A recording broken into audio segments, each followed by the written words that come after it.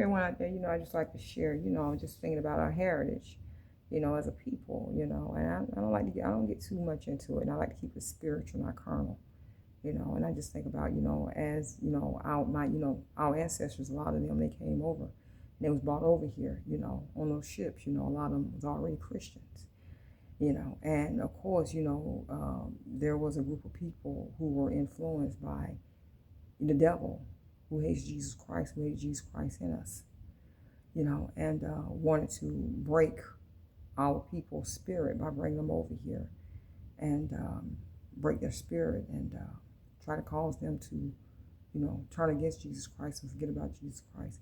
But I thank God, for a lot of our ancestors, they didn't let that fire go out. They didn't let that fire go out, even through, the harsh treatment, the cotton fields, the splinters in their hands. I think about my grandmother, bless her heart, she was born in 1912.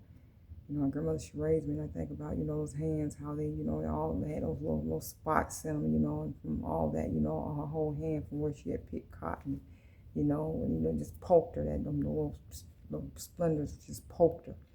And, but, she was still a strong woman. She still, allowed, the fire of Jesus Christ to be in her heart, allowed the word to keep her and pass that,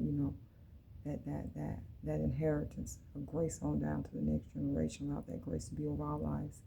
I thank God for it because, like I said, the enemy wanted to destroy it, and he wanted to, when we got over here, keep us from getting that Bible, because it wasn't no white man Bible. Because if it was a white man Bible and it was influenced by the devil for them to write it, believe you me, he would have won in the end, not Jesus Christ.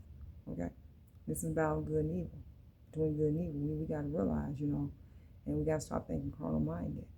But, I just thank God, when I know my ancestors, I come from a long line of spiritual people. And I thank God for my heritage. And but like I said, eventually what his whole thing was, he wanted to turn, our skin colors against one another. Now you got, Christians fighting against or against one another. And, everybody go to the white church, everybody go to the black church, everybody go to, another, ethnic group or church. Everybody just so divided.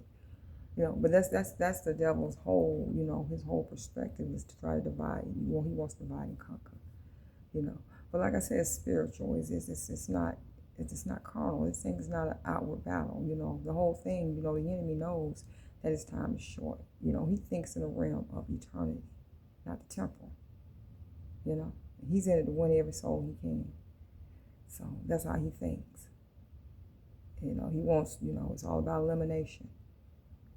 That's one less threat to his kingdom. Amen. Have a blessed and wonderful day.